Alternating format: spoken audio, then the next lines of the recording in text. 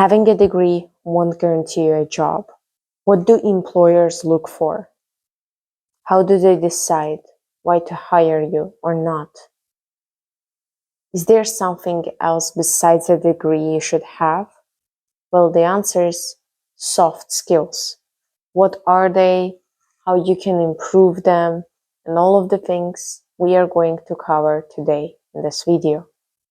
So stay till the end, because without soft skills, nobody is going to even notice your hard skills. These days, everyone has a degree, and you should stand out by having soft skills. With that in mind, let's get into it. Soft skills are non-technical skills. It's about communication, analytical thinking, and decision-making skills. It's not so straightforward and not something you can learn by reading a book. However, it is something you can gain over time, using it as a muscle and getting better and better at it. Communication is a really important soft skill, because if you lack communication, you will have a lot of conflict with your coworkers. Let's just imagine it's in a workplace. If you lack communication, it will be very difficult for you to find friends, to build connections in your career, to build trust with people, because you have to communicate well enough to show that you're trustworthy. Because you can be really, really smart, professional, experienced, but if people don't trust you, they're not going to give you the leading position. They're not going to keep advancing you in your career, regardless of how smart you are. They will pick a person who they trust the most in the company, who they can rely on. And if you are not that person, but you're technical, you will be always number two, if not down there, behind all the people who they actually trust. So communication in business, in your career, is really, really important in this case. Teamwork. Teamwork is really important. Have you ever seen a business that does not have other players? Like there's only one person who founded and who is CEO, who is financial reporter, who is HR.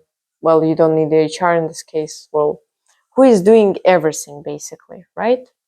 There's no company like that where there's one person that can run this company and be successful. Okay, the key is to be successful. You can be successful. You can run a company alone, but not go far. So if you want to do something fast, do it alone. If you want to go far, go with somebody. Or in this case, have a team. Learn how to work in a team. And that would make improvements in your business much faster and easier. You can get inspired and get some new ideas from other people, which is really effective in teamwork and in developing your own business. Problem solving. Not many people are capable of solving the problems, because they get stumbled and they don't know what to do and stuff like that.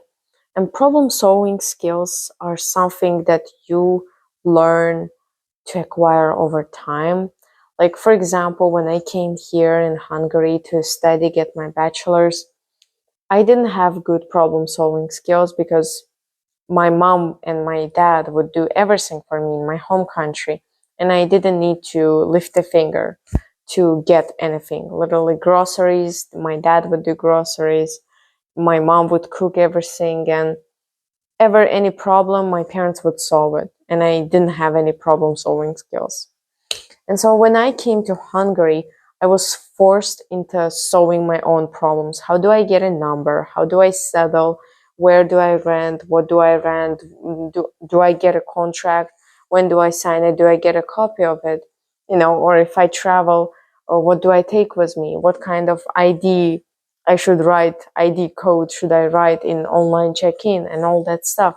And all of those things are the things I learned by myself, or by asking other people and trying to figure it out somehow, or researching it all by myself and solving my own problems by myself. These days, in university, they have mentors, and I am one of the mentors in my university. However, back in the days when I just came to Hungary, I did have a mentor, but he didn't really care to help much. So I would count as I did not have a mentor. And so nobody helped me to adapt and settle in the country. So I needed to solve countless of problems. And guess what? Over time, I became really good at problem solving. So it's same. It's like a muscle. You have to use it. The more problems you solve, the better you get at finding solutions and solving problems. Time management. Time management is something we talk often about, and which is something very obvious, but not many people can manage their time, actually manage their time, not just have some events in their calendar and stuff like that, but who know how to spend their time effectively. People who don't waste their time on social media, which is very difficult these days because we use YouTube as the second most popular platform to learn information. So it's quite difficult not to use YouTube, right? Or Instagram. I learn a bunch of things on Instagram, but I also sometimes scroll and see useless videos, right? So you have to manage your time effectively. And how can you do it? I'll just drop a few ideas, but if you want a video about time management, there will be very soon. So one thing I often do to manage my time better is I multitask. And yes, people have different opinion on that multitasking is actually reducing your productivity, but I find it different in different cases. So if you try to multitask while doing an important task, like studying, and then at the same time, for example, eating, that is not a good thing for sure.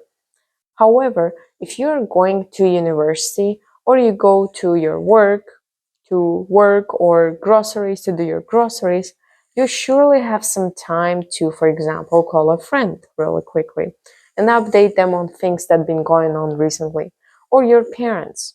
This way, you save some time because you do not have to dedicate special time and like 1 hour sit there and talk to them, but you can go on your way to groceries and at the same time talk to them. But when it's time to do the groceries, to do it effectively, you hang up, do your groceries, you picked everything up, and now when you're again walking, you can actually grab your phone and continue your conversation, which is really good and saves a lot of time. Damn. Another one I use at the gym. So I do, for example, I train biceps, right? And when I finish doing biceps, I start immediately training triceps. Preferably if those exercises, the exercises I do not involve that muscle. So that's the best. If it does, it's not really good because your muscles do have to rest regardless. So, but if you train bicep, your tricep is passive, and then you do tricep, and your bicep is passive. So this way you can do it faster, finish and go. Really good thing. So I'll probably have a video about time management in the future. So subscribe to my channel to see it there. And there are so many more things you can do to manage your time more effectively. And moving on now to leadership. Leadership is something that not many people are into. Not many people can say they are good leaders or want to be a leader at all. In the room of 50 people, maybe a couple of people are going to raise their hand and say they want to be a leader or they are a good leader, which is pretty sad. But being a leader is very, very difficult as you are the responsible of everything that is going to happen in the team. You have to plan everything and do all of that stuff. And surprisingly, I do like being a leader and I do consider myself a great leader. However, it's not so simple to learn how to become one. You have to take responsibilities often to then gradually know that you can handle certain amount of responsibility. What is the volume you can take? How can you manage your group and allocate the tasks so that it's not like you do everything? So a bad leader is someone who would do everything by themselves, and I used to be that as well. And then I learned that no, Good leaders, it's a person who can work in a group with other people, who can make every one of the people important in the room, who can take all the ideas, them all down together, who can lead and show the right path for the team to walk through. So, like that. It takes time, it takes a lot of time. It's most likely one of the most difficult skills ever to become a good leader. But it is possible, of course, as any skill, it is possible to acquire. Another one is emotional intelligence. This one is really rare and it's not usually mentioned, but it is very, very important to be empathetic to other people, to understand other people's emotions, because sometimes people get frustrated and their boss is like, why are you yelling at me, whatever, whatever. They should understand the reason why that person is so frustrated. Maybe that person was so done with the job or the management and all those things, and this is just a coping mechanism for them. But many supervisors don't think that way. They are like too bossy, as I like to say. They are just straightforward, saying you shouldn't do this or you shouldn't do that, without ever trying to understand the person they're talking to, having all those standardized rules and stuff. I'm not saying it is normal to raise your voice on the boss, but what I'm trying to say is that supervisors are less empathetic and lack emotional intelligence, and usually just intelligent in a technical way. Like in their job, they know what they're doing, they know they've been working there for years, and now they're in a managerial or even higher stage in their job. However, that doesn't always mean that they're emotionally intelligent people and they can communicate very effectively with other people, understand their feelings and everything. So yeah, that is the most difficult one. And it also comes with a lot of practice. You have to communicate with people often. You have to listen more than you talk and try to understand the other person, their perspective, why they think the way they think. And the more you do that, the better you understand people and the better you become at emotional intelligence. So, why soft skills are so important?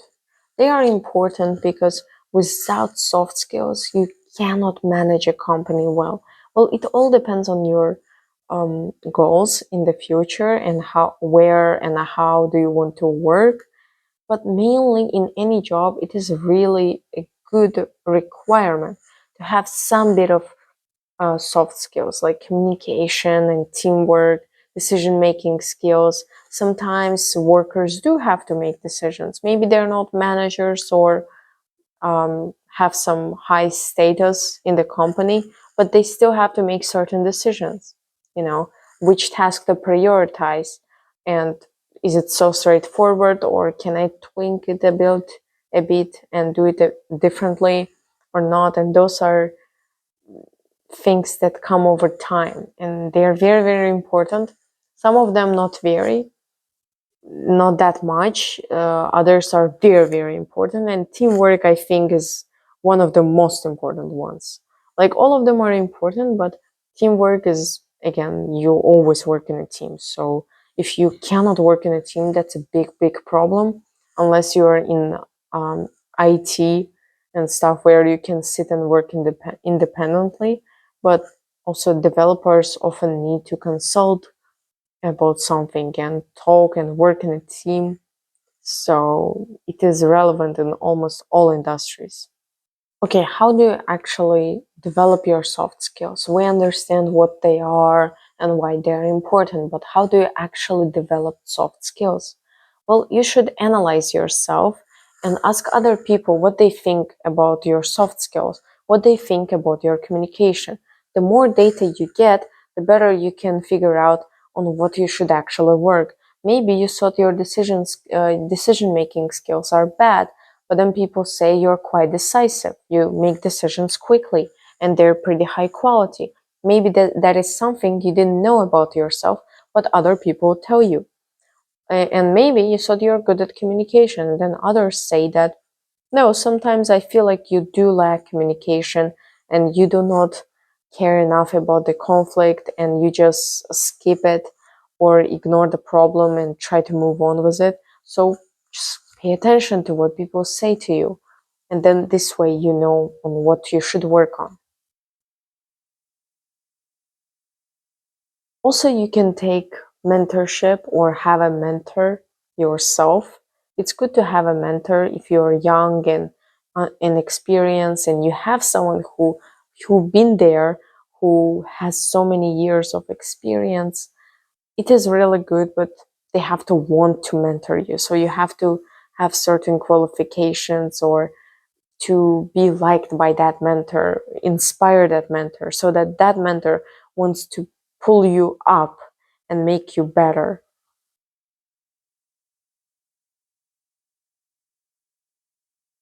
You can also seek certain trainings like workshops or getting it into some kind of course, that can help you to improve your soft skills. Generally, communication and interaction with humans helps a lot to improve them. As obvious as it sounds, but I improved my soft skills when I was learning English because I needed to interact with a lot of people.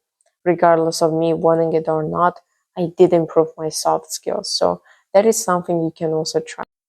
If you like this video, subscribe to my channel. This channel is all about entrepreneurship and business. So we are going to cover in the next video time management.